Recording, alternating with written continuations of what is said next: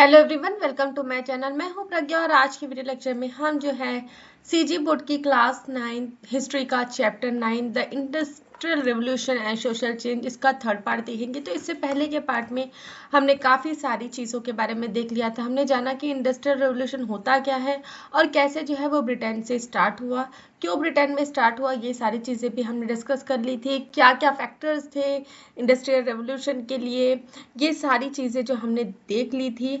अब इसके बारे में इसके बाद जो है हमको देखना है कि हमने इंडस्ट्रियल रेवोल्यूशन तो देख लिया, वहाँ पे काम करने वाले वर्कर्स जो थे, जो इंडस्ट्रीज में वर्कर्स काम करते थे, उनकी क्या स्थिति थी, तो उसके बारे में हमको इस सेक्शन में जानना है। तो working class and industrialization, working class मतलब जो इंडस्ट्रीज में काम करते थे, और इंडस्ट्रियलाइजेशन, ये दोनों का रिलेशनशिप कैसा था, इंडस्ट्रीज का वर्किंग क्लास के साथ रिलेशनशिप कैसा था, इसके बारे में हमको जानना है। As more factories were established and more mines were opened, there were exodus of people from villages to city in search of employment. The chances of getting jobs were higher if they have contacts, friends or relative working in a factory. तो जैसे जैसे बहुत factories बढ़ते जा रही थी, factories खुलते जा रही थी, तो ज़्यादा से ज़्यादा लोग जो है, ज़्यादा मतलब एक भीड़ उमड़ आई थी विलेजेस से। जो गांव में रहने वाले लोग हैं वो एक मतलब एकजुट होकर एक क्राउड के साथ जो है सिटीज में आ रहे थे एम्प्लॉयमेंट के काम की तलाश में। और चांसेस जो जॉब्स है या फैक्ट्री में वर्क करने का काम जो है वो मिलने का चांस तब बढ़ जाता था जब उनके फ्रेंड्स या रिलेटिव ऑलरेडी जो है फैक्ट्री में वर्क कर रहे हैं, उनके थ्रू, उनके कॉन्टैक्ट के थ्रू उनको काम भी आसानी से मिल जाता था। But those who did not have such contacts have to wait for weeks to get work. There were many such people looking for work.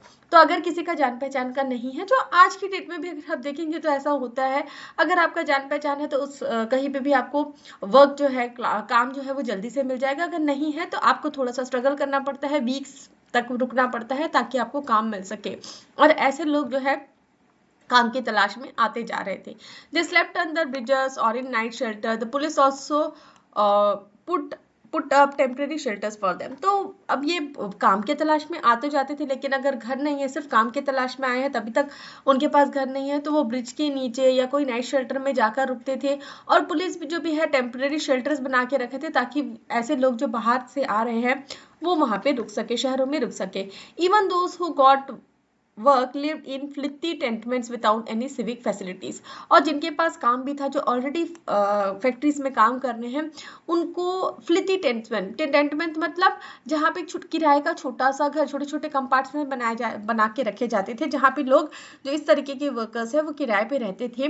तो ये किराया में का जो मकान होता था वो एकदम मतलब गंदगी से भरा हुआ होता था। उसमें कोई सिविक फैसिलिटी मतलब बेसिक ड्रिंकिंग वाटर नहीं की उपलब्धि उतनी अच्छी नहीं थी, टॉयलेट नहीं हुआ करते थे उतने अच्छे से।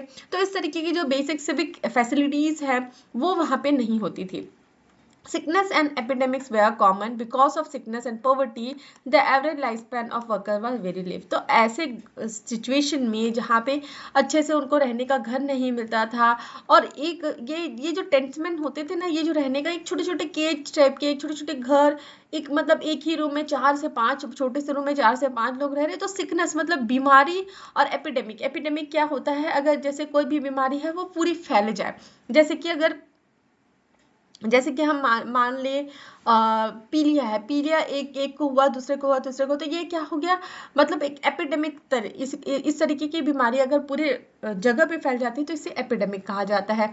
तो इस तरीके से सिकनेस के कारण और गरीबी के कारण ये जो वर्कर है इनकी लाइफ स्पैन क्या होती थी, बहुत ही कम होती थी। तो यहाँ पे पिक्चर में भी दिखाया गया है कि जिनके पास काम नहीं है, हाउसलेस एंड हंगर, जिनके पास काम नहीं है वो क्या है, देखो कैसे खड़ी खड़ी, ये एक वर्क हाउस है।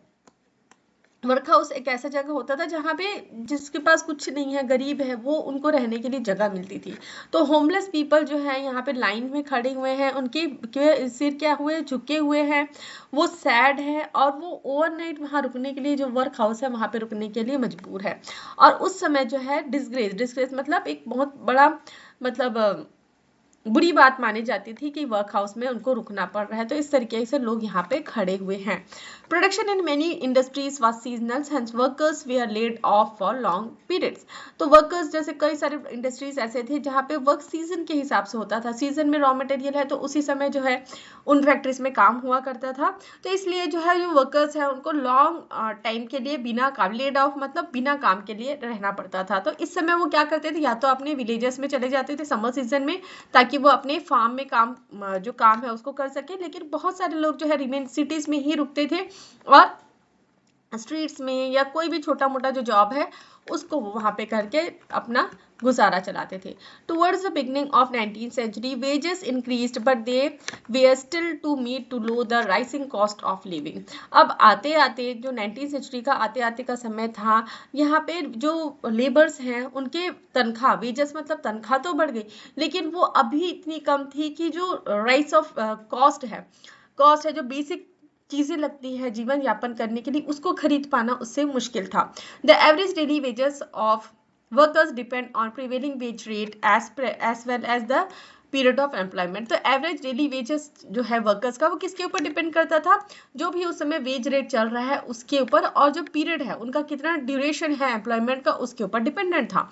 But by the middle of 19th century around 10% of urban population drive in dire poverty even in best of times। तो 19th century में अगर हम अर्बन पॉपुलेशन की बात करें तो इस अर्बन पॉपुलेशन का 10% जो है वो बहुत ही ज़्यादा गरीब स्थिति में अपना जीवन यापन कर रहा था। ये बेस्ट टाइम माना जाता है 19th सेंचुरी का ब्रिटेन में, लेकिन तब भी 10% जो है वो बहुत ही बुरी स्थिति में, बहुत ही गरीबी स्थिति में जीवन यापन कर रहा था। In the times of economic depression the unemployment rate climb to 35% and even 75% in some region. Food riots often broke out during this time। और जब इकोनॉमिक डिप्रेशन, इकोनॉमिक डिप्रेशन मतलब अगर सूखा पड़ गया या किस तरीके की, मतलब इकोनॉमी रेट जब कम होती थी तो अनएम्प्लॉयमेंट रेट कितना बढ़ जाता था, 10% से 35% और कभी कभी 75% तक भी हो जाता था। मतलब 75% लोग जो है वो क्या हो जाते थे, बेरोजगार हो जाते थे। और ऐसी स्थिति में क्या हो जाता था, फूड रॉइट्स हो जाते थे। फूड रॉइट्स मतलब खाने के लिए छीना झपटी हो जाता था, दंगे फसाद हो जाते थे, इस तरीके की स्थिति वहां पे हो जाती थी। The workers resented the new technology and mechanization that reduced their employment opportunity. Very often they tried to destroy the machine, blaming them for displacing workers from new job। तो workers जो है, जो नई टेक्नोलॉजी है उसका विरोध, resented मतलब वो विरोध करते थे, और जो ये मैकेनाइजेशन है मतलब मशीन्स का आ जाना, इससे उनको क्या लगता था, उनके एम्प्लॉयमेंट अपॉर्चुनिटीज क्या होते जा रही है, कम हो जा रही है। इसलिए वो क्या करते थे, वो हमेशा जो है मशीन को डिस्ट्रॉय करने की कोशिश करते थे, उनको खराब बर्बाद करने की कोशिश करते थे, और ये इल्जाम लगाते थे कि यही जो मशीन है ये वर्कर्स जो है फैक्ट्रीज में उसको, उनका जॉब को छीन रहे हैं। First they targeted machine in factories but soon they began breaking even the newly developed agriculture machineries like thresher. तो पहले तो जो है जो फैक्ट्रीज में मशीन इंस्टॉल हो रही है उसका वो विरोध करते थे, लेकिन धीरे धीरे उन्होंने जो एग्रीकल्चर, जो खेती में यूज होने वाले जो मशीन्स आ गई, जैसे कि थ्रेशर मशीन हो गया, ट्रैक्टर्स हो गए, इनका भी ये विरोध करना चालू कर दिया और इनको तोड़ना फोड़ना इन्होंने चालू कर दिया। अब उसके बाद जो है हम लोग हमको 9.1.5 में वुमेन्स और चिल्ड्रन की क्या कंडीशंस थी इस समय, उसके बारे में हमको देखना है। तो यहाँ पे एक पिक्चर दी गई हुई है, children working in a mine. तो बेचारे छोटे छोटे प्यारे से बच्चे जो है वो माइंस में काम कर रहे हैं, एक धकेल रहा है, खींच रहा है, और ये कुछ मटेरियल ये लेके जा रहे हैं। तो अगर आज के हम डेट में देखें तो आज के डेट में अगर हमारी कंट्री की बात करें तो 14 ईयर्स के छोटे जो बच्चे हैं उनको कहीं पे भी एम्प्लॉय करना, मतलब उनसे काम करवाना क्या होता है, जुर्म के रूप में देखा जाता है। लेकिन उस समय ऐसा कुछ नहीं था। इस तरीके के छोटे छोटे बच्चों को एम्प्लॉयज और महिलाओं को फैक्ट्रीज में काम करने के लिए रखा जाता था, और ऐसे जगह पे भी जहाँ पे स्थिति काम करने लायक नहीं भी रहती थी वहाँ भी बच्चों को रखा जाता था। और ऐसे छोटे छोटे बच्चे जो है ये इसलिए रखा जाता था क्योंकि इनको उतने वुमेन्स और जो चिल्ड्रन है उस समय उतना उनका रोल नहीं था, और इनको कम पैसे में भी रखा जा सकता था। तो इसलिए छोटे बच्चे और वुमेन्स को कि क्या स्थिति थी, इसको हमको देखना है। The industrial revolution change the kind of work that women and children did. Earlier rural children used to work at home और in the fields under the watchful eye of their parents और relatives. अब पहले क्या हुआ करता था, industrial revolution के आने से पहले तो क्या होता था, वुमेन और चिल्ड्रन मतलब महिलाएं और जो बच्चे हैं वो क्या काम करती थी, वो अपने घर का ही काम करते थे या अपने खेतों में काम करते थे। लेकिन बच्चे अगर खेत या घर पे काम कर रहे हैं तो उनके पेरेंट्स उनके साथ रहते थे, वो उन पे नजर बनाए रखते थे। The kind of work they did dependent on the season, और जो काम वो करते थे वो सीजन के ऊपर डिपेंड करता था। Women works in field, grazed cattle, collected firewood और spun yarn on spinning wheels at home. तो वुमेन्स का क्या काम रहता था, या तो वो खेतों में काम करती थी या तो चराने के लिए जो भी कैटल्स है उनके पास, कैटल मतलब जो भी गाय बैल और बकरियां ये सब उनके पास है, उनको चराने का काम करती थी और साथ ही साथ जो है लकड़ियां इकट्ठे करने का काम करती थी ताकि आग जलाया जा सके, या फिर अपने ही घर में जो धागे बनाने का काम करती थी। लेकिन इंडस्ट्रियल रेवोल्यूशन में, during the industrial revolution, women and children began working in factories. अब वुमेन और चिल्ड्रन क्या है, फैक्ट्रीज में उन्होंने काम करना चालू कर दिया। The work was quite different from what they did earlier. अब ये काम भी क्या था, जो पहले वो करते थे उससे काफी अलग था। They now had to do repetitive task for long hours under harsh condition. अब क्या हो गया, इनको एक ही काम, रिपीटेटिव टास्क मतलब एक टास्क दिया जाता था, उसको लगातार उनको करना था। और जो हार्श कंडीशन मतलब जहाँ पे मतलब वर्किंग कंडीशन उतनी अच्छी नहीं है। हार्श कंडीशन मतलब जहाँ पे हो सकता है धुआं ऐसा हो जो इसको सांस लेने से उनको सांस लेने में तकलीफ हो, या फिर साउंड बहुत ज़्यादा हो, इस तरीके का हार्श कंडीशन। हार्श कंडीशन मतलब जहाँ पे वो अच्छा नहीं है। They were strictly supervised and lived in a constant fear of punishment. और हमेशा उन पर निगरानी रखी जाती थी। सुपरवाइज मतलब निगरानी रखी जाती थी, और जो वुमेन्स और चिल्ड्रंस हैं उनके मन में डर रहता था कि कहीं उन्होंने कोई गलती की तो उनको कोई बड़ी पनिशमेंट ना मिल जाए। Women and children had to work to supplement their family income because men did not earn enough to meet the daily needs. अब वुमेन एंड चिल्ड्रन जो है इनको अपने मतलब फैक्ट्रीज में क्यों काम करना पड़ रहा था, क्यों, क्योंकि ताकि वो अपने फैमिली का जो इनकम है उसको सप्लीमेंट मतलब उसको बढ़ा सके, उसमें हिस्सा बन सके, जो इनकम है फैमिली इनकम है उसमें। क्यों, क्योंकि मेन जो जितना कमाते थे उससे जो डेली नीड्स है वो पूरी नहीं हो पाती थी। With mechanization there was less use for skilled labour. The industrialist prefer employing women and children rather than men for less skilled work. अब मशीन्स विथ मैकेनाइजेशन मतलब मशीन्स के आने के बाद जो लेबर्स है, स्किल लेबर जो है उनका उतना यूज नहीं था, तो इंडस्ट्रियलिस्ट क्या प्रेफर करते थे, वुमेन और चिल्ड्रन को एम्प्लॉय करने के लिए ज़्यादा प्रेफर करते थे, क्योंकि मेन जो है उतनी स्किल वर्क की हमको ज़रूरत नहीं थी, मशीन्स को बस तो चलाना था। तो large number of women and children were employed in cotton textile mines of Lancashire and Yorkshire. तो यहाँ पे जो है वुमेन और चिल्ड्रन को बहुत तादाद में जो है कॉटन टेक्सटाइल मिल्स में काम दिया गया। They were also employed in silk weaving and lace making industries as well as the metal industries of Birmingham।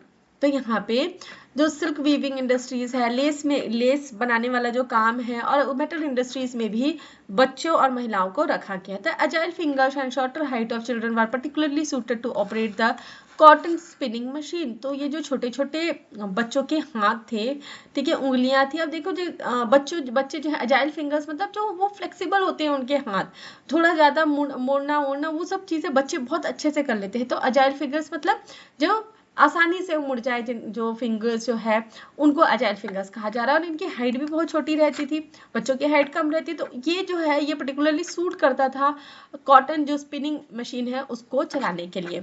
Also the textile machineries was closely packed in the mill, so it was easier for small size children to operate them. और जो textile machineries थी वो क्या है मतलब बहुत पास में थी, और यहाँ एक छोटे से जगह में काम करने के लिए जो छोटे छोटे बच्चे हैं वो काफ़ी सूटेबल थे। बड़े लोगों के लिए घुसने के लिए बड़ी जगह चाहिए, लेकिन बच्चों के लिए छोटी जगह चाहिए। तो यहाँ पे जो टेक्सटाइल मशीनरीज थी वहाँ पे जगह कम थी, जहाँ पे वहाँ पे खड़े होकर उनको ऑपरेट किया जा सके। तो इसलिए बच्चों को रखना बहुत ही उनके लिए कन्वीनियंट होता था, क्योंकि बच्चे कहीं पे भी छोटी जगह पे एडजस्ट हो जाते थे। That's why mills prefer to employ children. They had to work long hours and got less chance to breathe fresh air. अब इन मिल्स में इसलिए छोटे बच्चों को रखना वो प्रीफर करते थे, और बहुत लंबे लंबे समय तक उनको काम करना पड़ता था और कम चांस मिलता था कि वो फ्रेश एयर ले सके।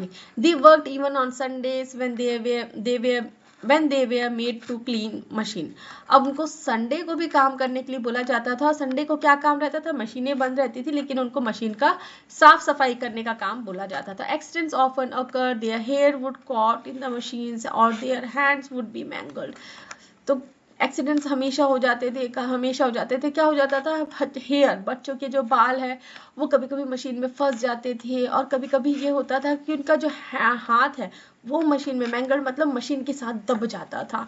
The long hours tired them so that they often fall asleep on the job meeting their death by getting entangled in the machine. तो ये लंबे लंबे समय तक काम करते करते बच्चे कभी कभी इतना थक जाते थे कि कभी कभी उनको नींद आ जाती थी काम करते करते।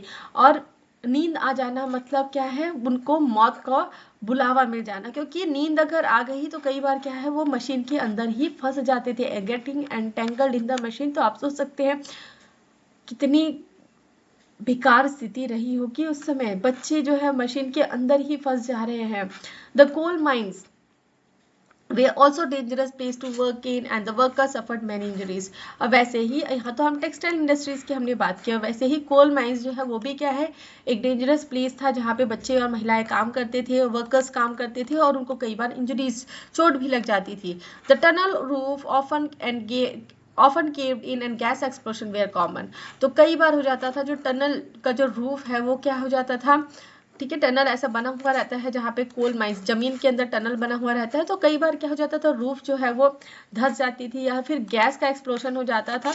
The mine owner use to send children to inspect the deep working face of the coal stream in the mine which were too narrow for the adult. तो माइनर्स जो थे, जो माइन ओनर्स थे, वो बच्चों को भेजते थे, तो क्योंकि छोटे छोटे माइंस में बड़ों का घुस पाना मुश्किल होता था, इसलिए वो बच्चों को भेजते थे ताकि वो छोटे छोटे जगह तक जाके देख सके कि कोयला वहाँ पे है कि नहीं, जहाँ पे अडल्ट नहीं जा सकते थे। they were even made to carry heavy loads of coal on their back and haul coal laden wagons। और कई बार उनको जो heavy loads हैं कोल के, उनको अपने कंधों पे लेके आना पड़ता था, या फिर जो वैगन्स हैं, यहाँ पे हमने ऊपर देखा ये वैगन, तो इस तरीके के वैगन बच्चों को खींच के लेके आना पड़ता था। तो ये सब जो स्थिति है, आई डोंट मतलब मैं पता नहीं, मैं जब बच्चों के बारे में इस तरीके की बातें सुनती हूँ तो मेरी रूह कांप जाती है, क्योंकि छोटे बच्चे आज की डेट में अगर देखें तो छोटे बच्चे जो 18 साल के भी बच्चे होते हैं ना, जो अडल्टहुड में आने लग जाते हैं, उनको इतनी नॉलेज नहीं, उनसे घर का एक गिलास का पानी लेके पिया नहीं जाता। और बच्चे जो हैं उस समय में इतने खतरनाक काम करते थे, तो उस समय की स्थिति कितनी दयनीय रही होगी कि मतलब छोटे बच्चों से इस तरीके के काम। और आज भी है भाई, ऐसा नहीं है कि मतलब ये स्थिति आज निकल चुकी है। छोटे छोटे बच्चे ट्रैफिक में फंस जाते हैं, उनको भीख मंगवाया जाता है या कहीं और काम करवाया जाता है, घर का काम एज अ मेड उनको काम कराया जाता है। तो बहुत सारी स्थिति ऐसी है जो हम नहीं जानते, लेकिन और हमको पता भी नहीं होना चाहिए इतना, मतलब ये दुखदाई इस तरीके का सिचुएशन होता है। The factory owners were key to employ children because they grew to become skilled workers। most of the factories employ children aged 10 to 14 years। तो फैक्ट्री ओनर्स जो है वो बच्चों को एम्प्लॉय करना ज़्यादा पसंद करते थे, क्यों? क्योंकि वो काम सीखते सीखते एक अच्छे वर्कर्स बन जाते थे। और मोस्टली जो है फैक्ट्रीज में वो बच्चों को जो 10 से 14 साल के हैं उनको एम्प्लॉय करते थे। Work made women financially independent and boosted their self respect. अब काम करने से वुमेन्स जो है वो भी फाइनेंशियली इंडिपेंडेंट हो गई, मतलब उसको अपने पति के ऊपर वो करने की जरूरत नहीं है, निर्भर होने की जरूरत नहीं है, और उनको सेल्फ रेस्पेक्ट भी बढ़ जाता था। But these gains were offset by the appalling condition in which they work. अब ये भाई ये फाइनेंशियली इंडिपेंडेंट हो गए, इनको सेल्फ रेस्पेक्ट भी हो गया, लेकिन जिस घटिया कंडीशन में, अपॉलिंग कंडीशन मतलब जिस घटिया कंडीशन में वो काम करती थी, उसके आगे ये पूरा बेकार हो जाता था। Pregnant women face serious problems and often delivered still born babies. और जो प्रेग्नेंट वुमेन जो है वो काम करती थी, उनको सीरियस प्रॉब्लम्स होते थे और कई बार हो जाता था कि उनके जो बच्चे स्टिल बॉर्न बेबीज मतलब उनका जो बच्चा है वो पेट में ही खत्म हो जाता था। Since they did not get time to take care of their infant babies, infant and children mortality was unusually high among the workers. अब भाई काम करना है, फैक्ट्रीज में काम करना है, तो कई बार जो है वो अपने छोटे छोटे बेबीज, इन्फेंट बेबीज मतलब जो छोटे बेबीज है उनका ध्यान नहीं रख पाती थी, उनको ठीक से दूध नहीं पिला पाती थी। इसलिए जो इन्फेंट और चाइल्ड मोर्टेलिटी मतलब उनकी मृत्यु हो जाना, तो छोटे बच्चे और चाइल्ड बच्चों की मृत्यु दर भी उस समय क्या थी, बहुत ज्यादा थी वर्कर्स के बीच में। तो women were force to live in filthy and appalling halls just to be near their factories. और वुमेन्स को भी मतलब वो मजबूर थे कि वो इस तरीके के फ्लिटी मतलब गंदगी भरे जगह पे और एकदम छोटे छोटे घरों में रहने के लिए मजबूर थे। उसके बाद 9.1.6 में हमको देखना है वर्किंग क्लास मूवमेंट। अब इतना सारा हमने देख लिया, अब इसके बेसिस में कुछ तो बदलाव आया होगा, कुछ तो वर्कर्स ने किया होगा। तो industrial workers used to give vent to their anger at the terrible working condition in spontaneous protest that were often violent. तो इंडस्ट्रियल वर्कर्स जो है, ये जो इनकी वर्किंग कंडीशंस थी, इसमें ये बहुत नाराज रहते थे, गुस्सा रहते थे कि इतनी मतलब हम लोग वर्किंग कंडीशंस में काम कर रहे हैं। तो इससे जो है उन्होंने वायलेंट स्पॉन्टेनियस जो है प्रोटेस्ट करना, विरोध करना चालू कर दिया।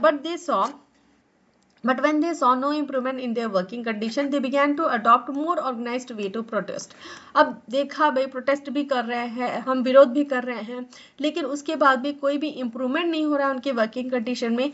तो इसलिए उन्होंने धीरे धीरे एक अलग तरीके से प्रोटेस्ट करने, एक ऑर्गेनाइज वे से प्रोटेस्ट करना चालू किया।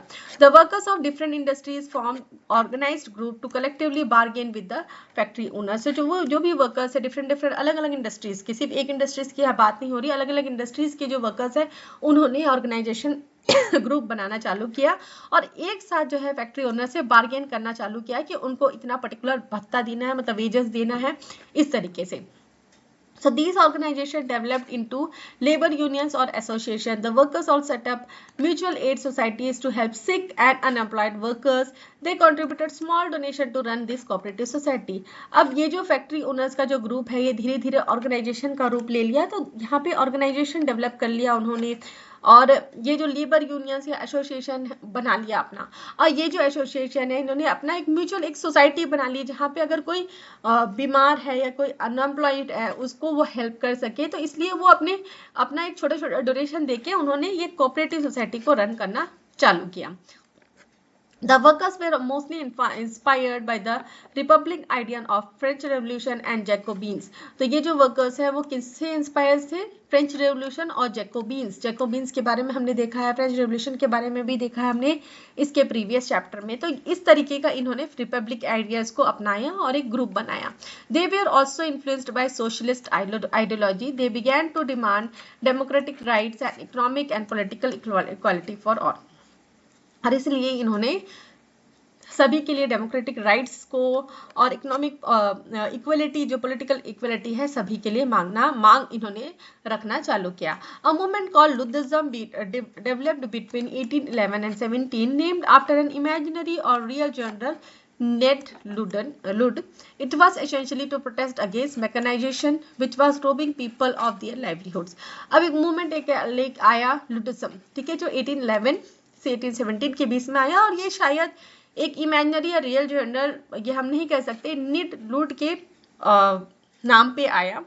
तो ये मूवमेंट क्या था? ये मूवमेंट क्या करता था? प्रोटेस्ट कर रहा था मैकेनाइजेशन का। मैकेनाइजेशन मतलब जो मशीन्स आ रही है जिसके कारण जो लोगों का काम छूट जा रहा है, लाइवलीहुड छूट जा रहा है, उसके लिए। तो today Luddite is a generic term for people who oppose technologies and machine. तो अब एक जेनरिक टर्म है लुडाइट, अगर हम बोलेंगे जो लोग टेक्नोलॉजी को अपोज करते हैं या मशीन को अपोज करते हैं उन्हें लुडाइट कहा जाता है। But the luddite had much broader agenda that include a minimum wage, regulation of women and child labour, jobs for worker displaced by newly invented machines, and right to form trade unions and association to fight for their demand. तो ये जो लुडाइट्स है border term है। तो ये सिर्फ और सिर्फ मैकेनाइजेशन को अपोज नहीं करते, ये मिनिमम वेज की भी मांग करते हैं, रेगुलेशन, वुमेन्स के काम में भी रेगुलेशन हो, चाइल्ड लेबर में कुछ नियम कानून हो, वर्कर्स को जॉब मिले, अगर कोई मशीन आ गई है और उस मशीन के कारण कई वर्कर्स को निकाला गया, तो उन वर्कर्स को कहीं और काम दिया जाए, तो ये लुडाइट्स जो है ये उसकी भी बात करता है।